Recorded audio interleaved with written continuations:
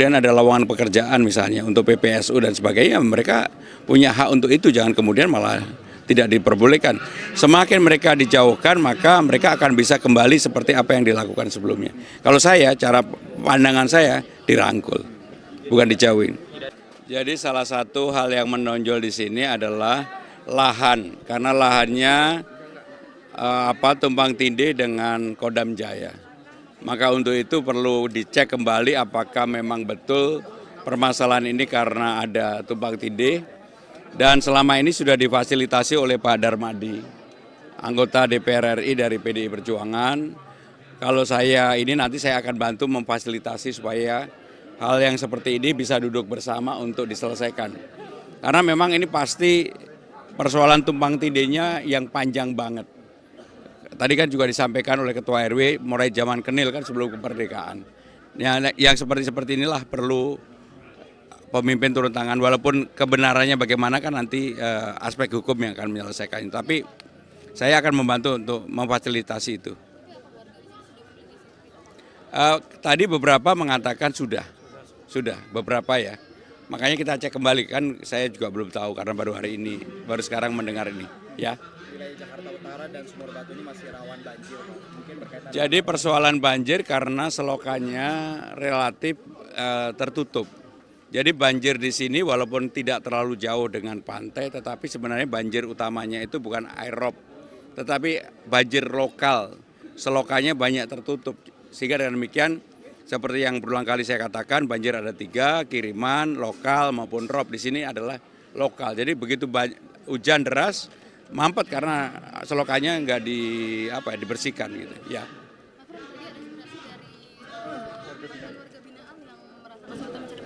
Jadi saya termasuk yang berpandangan warga binaan yang telah menyelesaikan masa hukumannya harus diterima oleh siapa saja, termasuk masyarakat dan pemerintah, dan harus diperlakukan yang sama. Jadi kalau kemudian ada lowongan pekerjaan misalnya untuk PPSU dan sebagainya, mereka punya hak untuk itu, jangan kemudian malah tidak diperbolehkan. Semakin mereka dijauhkan, maka mereka akan bisa kembali seperti apa yang dilakukan sebelumnya. Kalau saya, cara pandangan saya dirangkul, bukan dijauhin. Tidak ada diskriminasi ya Pak? Dirangkul, bukan dijauhi, termasuk nggak ada diskriminasi. Ya kenyataannya begitu, warga binaan kan selalu kesulitan untuk mendapat pekerjaan. Akhirnya mereka kembali pada komunitas di mana mereka sebelum menjadi warga binaan. Dan komunitas itulah yang kemudian ya berkembang lagi. Jadi kalau saya ya harus ada diputuskan dari komunitas sebelumnya. Ya. Apa nanti mau menjamin nih warga binaan bisa menjadi PPSU? Oh ya nggak ada yang menjamin ya. Kalau dia tidak lulus ya nggak bisa. Ya. Ketua RW 03 Pak Dani, Ketua RW 06 Pak Toto, dan Bapak Ibu saudara-saudara sekalian. Yang pertama saya hitung dari ujung ke ujung salamannya panjang. Dan saya tahu karena saya sudah keliling dari kelurahan ke kelurahan hampir semua daerah di Jakarta ini. Saya tahu pasti di RW ini 03 maupun 06 saya akan mendapatkan dukungan yang baik. Amin. Sebelum saya menjawab apa yang tadi disampaikan oleh Pak Dani mengenai tanah yang kemudian ada sengketa dengan Kodam Jaya. Yang pertama saya ingin menjawab beberapa pertanyaan ketika saya salaman tadi. Banyak yang menanyakan tentang kartu lansia. Banyak sekali sekarang ini karena pendataannya tidak benar, maka yang berhak untuk dapat malah tidak dapat. Yang harusnya tidak dapat malah dapat. Maka dengan demikian untuk kartu lansia, pendataannya akan kami perbaiki kembali kalau saya jadi gubernur. Cara memperbaiki bagaimana? Sama dengan kartu Jakarta Pintar. Kalau bapak-bapak, ibu-ibu sekalian urus anaknya KJP, pasti perginya ke rawat bunga. Betul nggak? Berangkat jadi ibu-ibu sekalian. Untuk KJP, kalau saya mendapatkan amanah ini nggak perlu lagi pergi ke rawat bunga. Cukup diurus di Sunter saja, nggak perlu kemana-mana. Sebab apa? Kalau pergi ke sana kemari, ibu nggak ada yang kenal di sana. Di pingpong kanan kiri, mau tahu nanya malu. seharian di sana nggak selesai. Sehingga dengan demikian untuk per kecamatan kami akan selesaikan di masing-masing kecamatan. Yang berikutnya, banyak sekali. Kan sekarang ini bulanannya dapat insentifnya 500. Mau nggak? Bu, bener mau Bu. Ibu Dawi satu Jumantik, termasuk RT RW. Jadi Pak RW, tapi ini uang insentif ya, bukan uang gaji. Waduh, banyak sekali yang menanyakan kepada saya, apa sih program utamanya? Yang pertama, saya ingin menyelesaikan persoalan-persoalan yang ada di masyarakat, yang ada di rakyat, yang ada dari bawah, yang selama ini tidak pernah diselesaikan. Itulah yang menjadi konsentrasi saya sepenuhnya untuk menyelesaikan itu. Kalau untuk kelas menengah ke atas yang namanya Sudirman, Tamrin dan sebagainya, udahlah, yang ngurusin udah terlalu banyak. Tetapi masyarakat di bawah ini yang mengurusi sangat terbatas. Dan tidak banyak pemimpin yang mau turun ke bawah untuk ngurusin satu persatu. Kebetulan kalau di kalangan pemerintahan saya ini udah senior banget. Jadi kalau untuk nemani Pak Dani ketemu dengan Pak Darmadi, ketemu sama menterinya, dirjennya dan sebagainya, saya yakin pasti mereka akan menerima dan duduk bareng dilihat persoalan sebenarnya bagaimana. Karena apapun pasti ada ruang dialog untuk menyelesaikan persoalan yang sebenarnya. Ya, jelas Pak Dani. Jadi saya nanti sama Pak Darmadi. Dan kalau Pak Darmadi, saya yakinlah di sini pasti sama beliau mendukung semua. Betul nggak?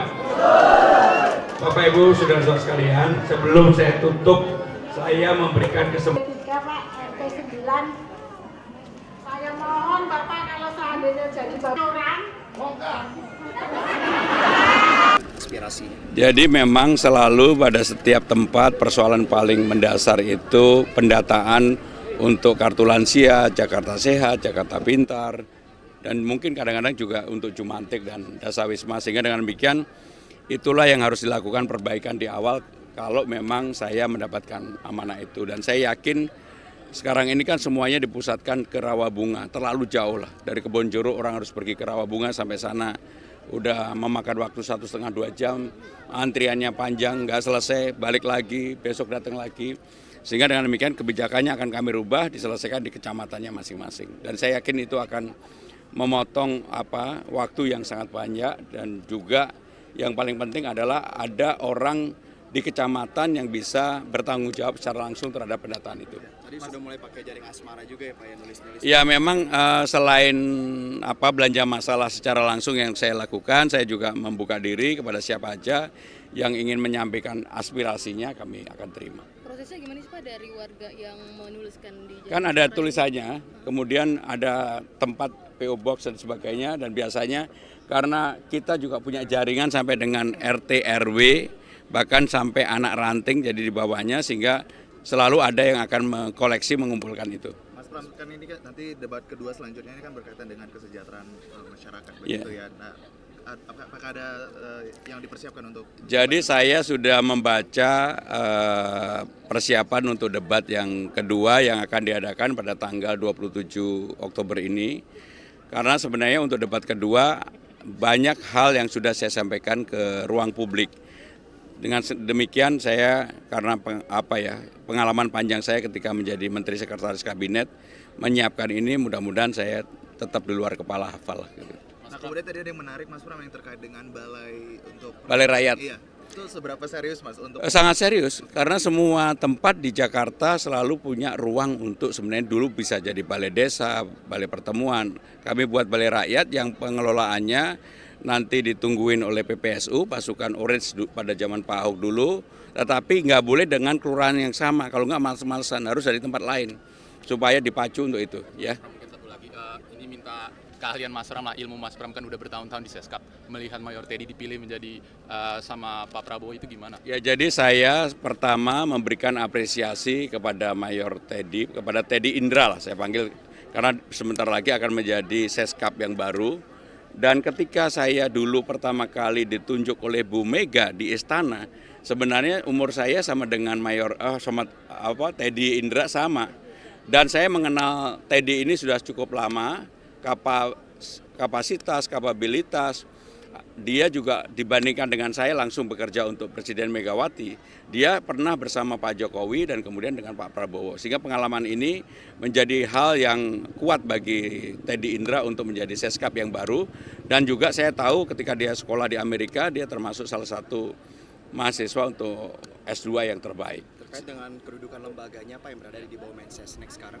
Untuk itu saya tidak mau campur tangan karena itu kewenangan sepenuhnya Presiden. Tetapi saya yakin Pak Teddy Indra sekarang kan udah jadi Seskap ya, Pak Teddy Indra ini pasti akan mampu untuk menjadi Seskap yang baik karena pengalaman dia 2 kali pernah memberikan support untuk Pak Jokowi maupun Pak Prabowo. Berarti sebenarnya itu di bawah presiden ya harusnya. Ya kalau Sekap itu pasti di bawah presiden karena memang heavy-nya di bawah presiden dan pasti dia akan nempel ke presiden. Mas, tapi melihat peraturannya kan saat ini belum ada untuk Saya nggak di tahu. bawah Mensesnek. Saya nggak tahu. Saya juga nggak mau ikut campur untuk itu karena itu kewenangan sepenuhnya presiden. Saya hanya mendoakan mudah-mudahan kabinet yang dipimpin oleh Pak Prabowo dengan menteri-menteri yang ada, sebagian besar menteri saya kenal pribadi, bisa memberikan kontribusi yang terbaik bagi bangsa dan negara ini. Ya. Terima kasih ya Pak.